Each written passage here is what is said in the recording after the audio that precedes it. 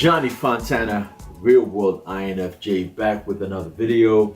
Don't mind the voice. I literally woke up, took a shower, brushed my teeth, got myself together, and I had to make this video. You know, sometimes like when you wake up and you're sleeping and you sort of wake up, but you keep tossing and turning because you just have this mental track in your mind and it's going round and round and round and you're thinking about something. And this morning I'm thinking about sex, right? But it's not only about sex, it's from a deeper place. Well, first of all, good morning, wherever you are, wherever you be. And I hope it's adults in the room. When I say adults, I'm talking about mature folks, okay? Who, obviously I'm not gonna go into details that will offend certain individuals regarding this topic, but I'm hopeful that we can actually have an honest and mature conversation, right? That's why I ask all the adults be in the room and all the kids go away, right? Just temporarily, because we don't like to sort of ostracize or separate ourselves from other folks. But here's the thing.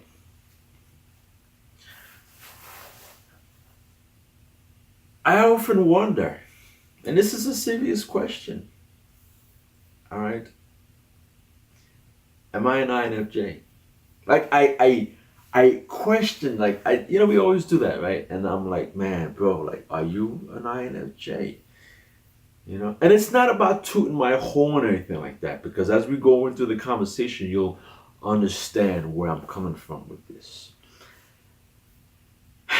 So let's say we discuss certain topics, right? Because I had a certain topic about certain something, whatever, and then I went online, obviously, because that's the only place, right? You can't really discuss it with anyone else, like just randomly, right? Like you have to sort of like warm them up, and not everyone's just willing to just, My wife, she's good at that. Like I've basically conditioned her that I can just wake up at a moment's notice and be like, hey, I got a thought. I've been working on this. Boom, boom, boom, boom, boom, boom, and she can actually respond and pretty well. She's got that patience. It's very important, right? So I'm very lucky. Very lucky. We'll talk about relationships in a while. I know I'm going off topic, but it's very important that I put all these things together. And I'm not losing thought. I'm on my game today. Anyway, so again, I don't know where it came from, why I was thinking about, the sex, and not as it pertains to actually making love or having sex or intercourse, but just the thought of how I associate sex and how I compare myself with others, right? It's very important. Because again, what I do here, I want to make sure that certain things are being told and understood from an INFJ's point of view. But I realize that a lot of people self-reflect and they impose their personal views and feelings. So therefore, the true understanding of what they're trying to discuss is sort of missed. You see what I'm saying to you? Or when I say the true, like the real, the deeper meaning and understanding. I'll give you a prime example, which is sex. Okay? Again, sit down, relax, we're going in here, okay? People don't realize that when it comes to sex,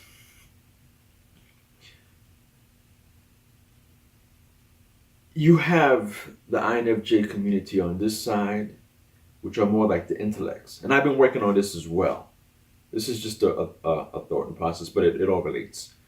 You have the intellectual types. Like if you remember going back to high school, the ones who went to the drama club, the science club, the math club, right? The socially awkward that you, as a high school student, either you felt you were socially awkward or you were part of that, or you saw others if you were a jock, whatever. But there was always that group, right? The intellects. And what I find with the intellects is what you often find online with regards to MBTI. But if you do the patterns, everything they discuss is within the same realm of intellect, right? And social awkwardness. So today someone was discussing about sex, or I was, doing some other research, and someone was spacey about sex and how we're into our, feelings and this and that, and really just philosophical, but really on a spacey level, right?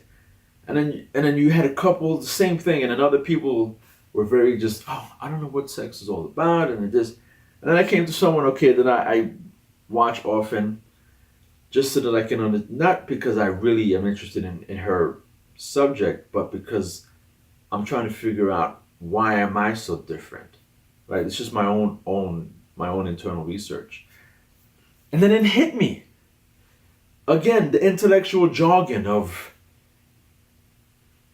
the way we look at sex from a clinical point of view, and because we need trust, and like we're so far apart from our bodies, and this, that, and the third, and I'm like, okay, not that I'm dismissing you, I get it, the J type, I guess, if you want to call it, I'm not dismissing you, I get it, but then I'm like, okay, number one, you're a female, number two, you're an intellect, okay. Again, if you understand what I mean by intellect, like you do the patterns, you look at that individual, and you can say, okay, I guarantee that you were involved in this. I guarantee that you do this. I guarantee that you do that. Just based on me reading you, I can already say that you were possibly part of.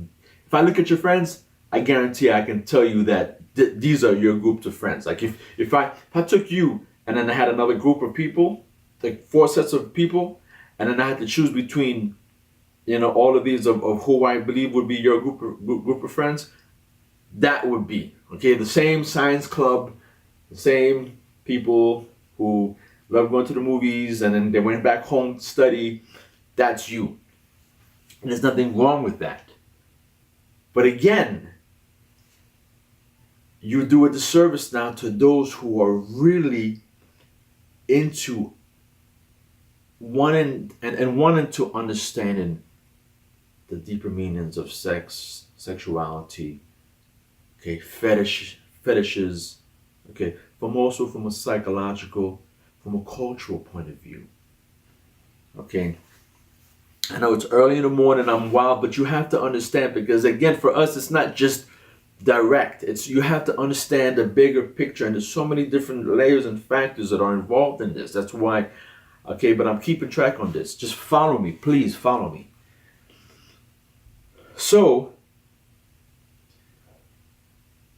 for me, growing up, first of all, I'm from the Caribbean. My family's from the Caribbean. Growing up, okay, I was exposed to a lot of that visually, okay? I was exposed to the men in my family being just dogs, pigs, okay? You name it, from the grandfather, from the uncle, from this, from that. Talk about a fetish, okay? Most of my brothers, my father, my grandfather, my uncle, all have a particular fetish. I'm not going to go into details, but then you're wondering, how do you know this? Okay, but if you're an INFJ, you actually know how I know this, because we do that research. We figure things out. Okay, because you want to know, okay, well, I do this, and you start having conversations with someone else, and then it leads to that, and you're like, oh, especially as men. Okay? But then, okay, there's more to it now. You see, okay, now, as it pertains to fetishes, what's at the deeper core? Okay? So for me, I have a tendency of getting wired up when I drink coffee. But it affects me on the psychological and physiological level that other people don't experience, right? I get very, like, you would think I was on coffee now, but I'm not on coffee. Okay, I'm just I'm in an awakened state. But if I had been on coffee, I'd be wired up. And not only do I get inspired, I become aroused to the point that if I go to the mall and I stop by Starbucks and I continue my route and I'm stimulated by my interests, okay, my fetish interests, or if that's even a phrase, I'll come home and then I will be like a mess because just visually and mentally I'm stimulated, okay, by all my interests. And because I'm black, because I'm Caribbean, if you understand, if you know what certain people, okay, are known for fetishizing, okay, um,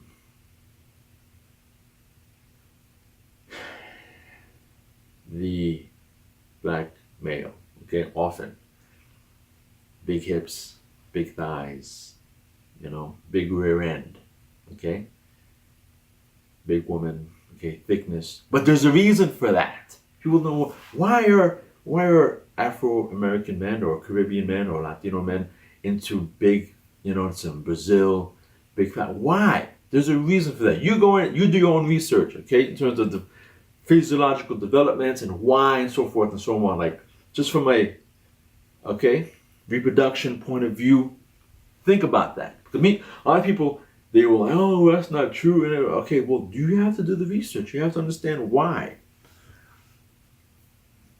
Okay, when you see your mothers, when you see these people, when you see all this, like it's just there's a reason for certain developments in the human body. Okay, depending on where you're from. So you see what I'm saying to you? Like I'm going deeper and I'm telling you these things. Now let's talk about pedophilia. Okay, not that I'm a pedophiliac or a rapist, not that I'm at, but you have to understand where all that comes from, right? If you fetishize, okay, a certain body part, that comes from the same place as a person fetishizing a child. Same place. There's no difference. I've gone through this it's years of experience and understanding where all this comes from. A lot of white men fetishize Asian women. Okay, they fetishize a certain type. Like that's just that. Oh man, like that's whatever. Now, there's also a dynamic of chemical dopamines. Okay, that rushes to your brain. Okay, whenever you see certain individuals or whenever you're met with that interest, right? Voyeurism. So some people are into feet fetish. If you go online, you'll actually have a whole on YouTube, on whatever, you'll have men who actually film women playing with their toes, with their shoes and their stockings and stuff like that. Okay? And just for hours on end.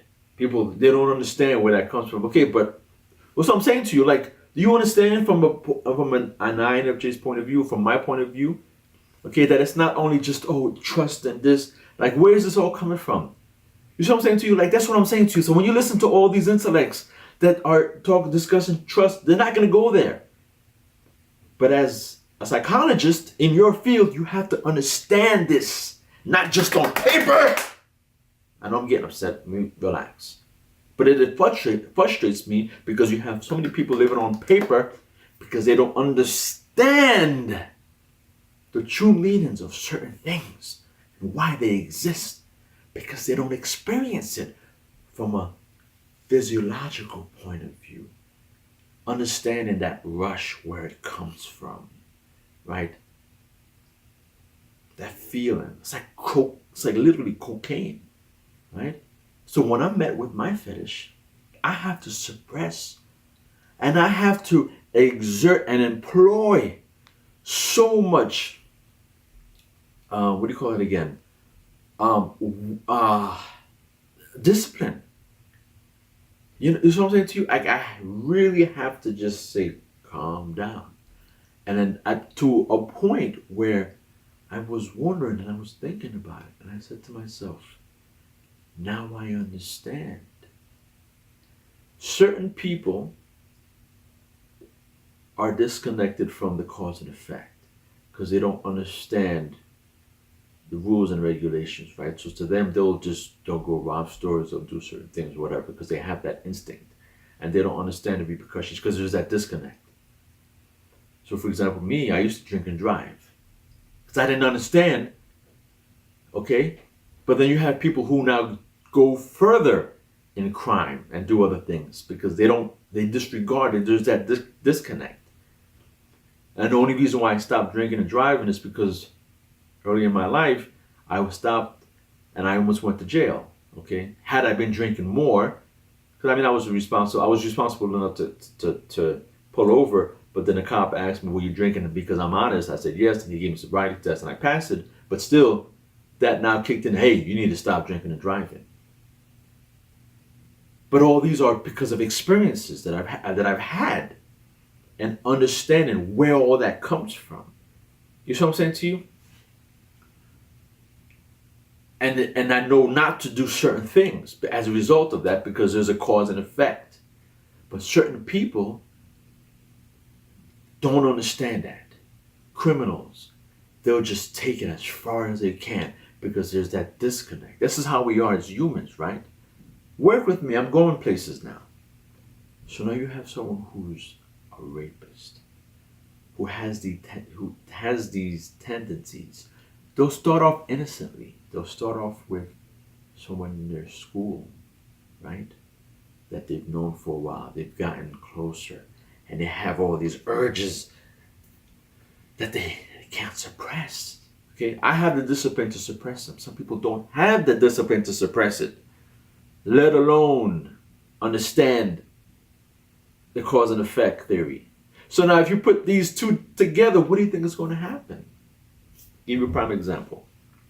My cousin went out with my mother to the point where they were at the laundromat. He's in his mid-40s, and he would approach women, just approach, like, ah. So my mom was like, they had gone to the laundromat a few months ago, because my mother's dryer wasn't working, so she had to go out, and so my cousin helped her, and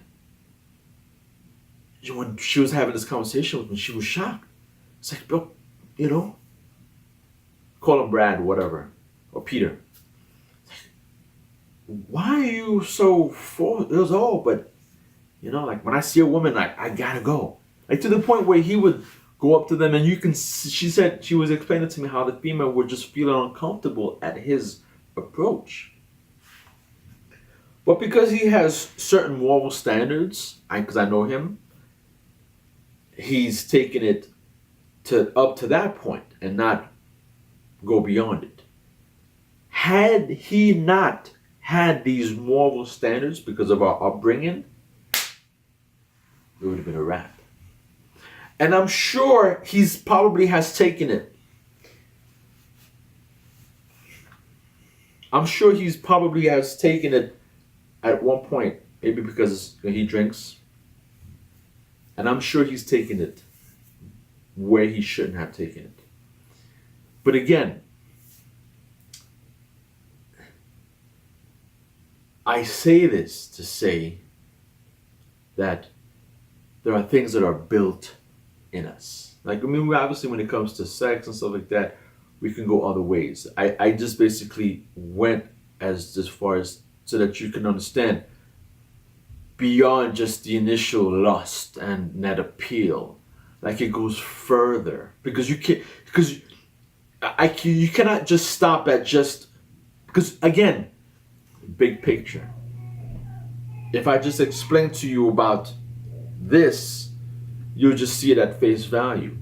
But if I don't go deeper and have you understand the physiological effects and the dopamine rushes and what certain people, do or how they act,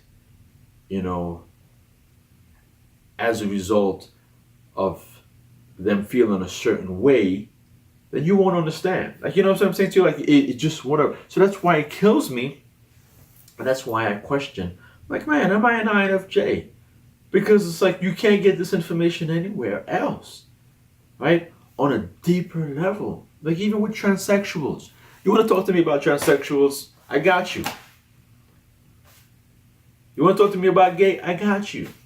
Like, you know what I'm saying? Like, it's not like someone was saying, oh, well, it's like, yeah, we look at that and we try to figure out the dynamics and who's who and how does this work and whatever. And, well, like 80% of transsexuals aren't straight men because they consider themselves women. Like, I mean, like, come on, bro. I mean, like, you want to go deeper? Like, I've had conversations with them. You see what I'm saying to you?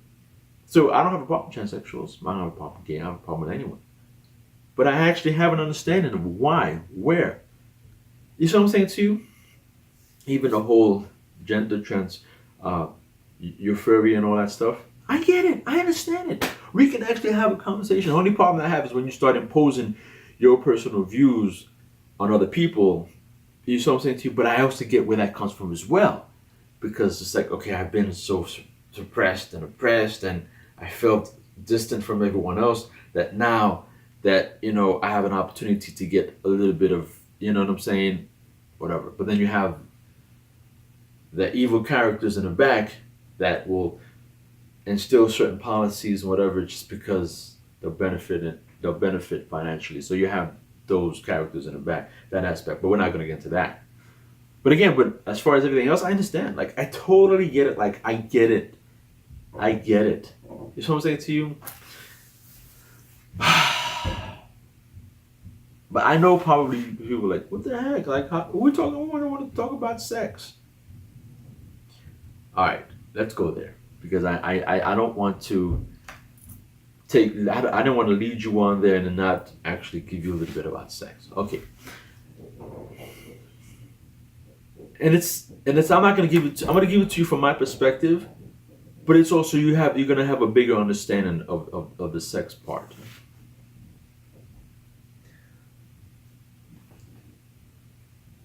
For me, okay, I'm a Scorpio, first of all. When it comes to sex, obviously, as years go on, you mature, you develop certain levels of discipline and understanding, right, of the consequences, your environment, the dynamics, right? As you're younger, there's certain things that you can do.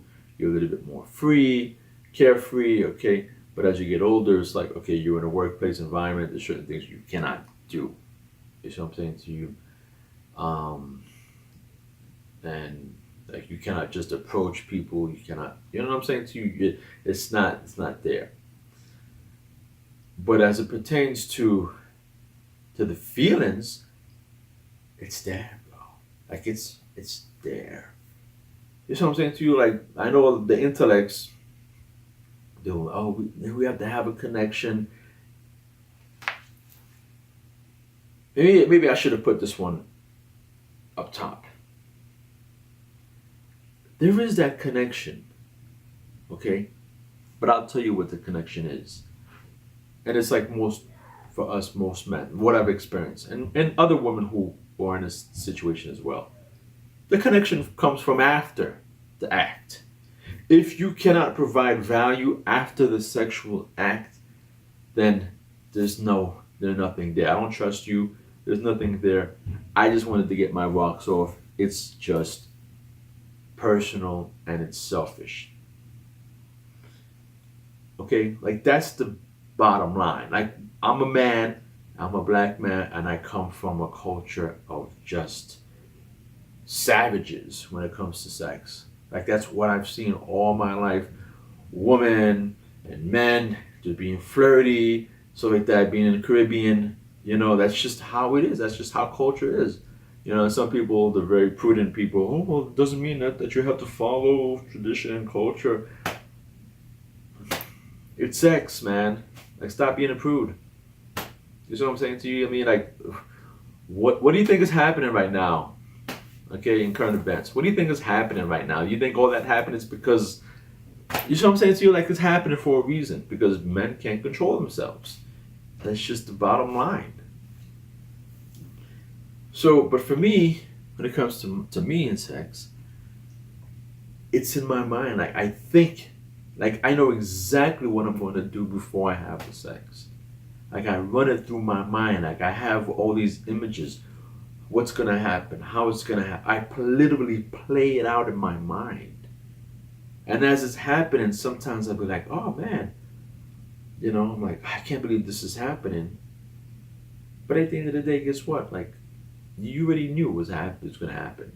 I'm saying, in a way, it may not have happened when, but when it did, you already knew because you already played it out in your role. I know this video is kind of all whacked up, and I'm gonna leave it, man, because I think we need it because it's just not talked about often. And so the trust and that it comes from after, right? It's like, for example, I wouldn't spend a week back in the day, when I was single, when women would ask me, hey, let's go for a weekend, getaway. I'm like, no, because after that act, I'm done. You know what I'm saying to you? Like, and it's not to sound, crass or whatever, but it's just how it is. It's like, because it's not that I don't want to be with you or I don't like you. It's just I'm not a person that likes to spend time with people regularly unless I really, really, really know you. So yeah, so we're together now, and it's like, yeah. But then tomorrow morning, like, even for my mom, like my mom, she comes for the first day. Mom, it's been so nice. Can't believe. The next day she wakes up, she'll cook me breakfast. Mom, thank you. I love my pancakes. My mom always used to cook me pancakes in the morning. Then after that night, we'll probably go to dinner that next day. And after that, Monday comes, I'm going to work. Mom, you still here? What's going on? I mean, that's how I feel. You know what I'm saying to you? So it's the same thing with relationships. It's like, yeah, because I get that feeling. And those people who don't have that feeling, who don't get that, whatever, they don't understand. So that's why they're stuck with the whole connection and the trust and this and that. It's like, that's fine, that's great. But now, you're a counselor. I want you to explain to me where all this comes from. I'm having problems. I'm feeling the urge to want to express my desires, and I want to play out my fetishes. Where does that come from? Oh, well, it's the No. Talk to me. Tell me where it all comes from. You look at me, you look at my background, I tell you where I'm from, my family's from where. Okay? The wrong line. So now I want you to take all that information, okay, and work with me. Not with this whole trust and, the way you look at sex in a clinical manner and no. We're not intellects here. Talking to an average person. That's why I say a lot of psychologists live on paper and they can't relate to a lot of individuals. That's why they just feed them pills. Johnny Fontana, Real World INFJ. I hope this video makes sense to you. I woke up, literally, to my mind, a lot of different thoughts. And yes, I am an INFJ. And I'm sure that there are different types, there are different, But I tell you what, I'm on a mission to ensure that there's more to this game than just the intellects. You see what I'm saying to you? Because I think that certain people are not receiving the qualitative information and understanding that they deserve, especially as people who think like us or who understand on that deeper level, that want to have these conversations, right? They want to really discuss these certain things. I don't think they're getting it. Because again, they're being met with people who are imposing their personal views. So you look at things in a clinical way, and now you're imposing the INFJ, or you're imposing onto other INFJs, and instilling, this idea that we all think like that. No, I'll tear you apart. I'll tell you exactly what's happening right now. Because I've lived in so many different countries. I tell you, okay, why is this person like this? Why is that person? Why is it? Because like I'm in, like 'cause when I see Brazilians, right, and I see the people from Sweden, I see the people from Norway, how they're tall and they have thick hips. Why is that? Why are they physiologically built that way? Ask yourself that question. Ask yourself that question. And how does it relate to sex? And how does it relate to how men view that from Africa, from all these other places who are naturally, okay, attracted to big, tall, thick women? What does it do from a reproductive, physiological, and psychological aspect?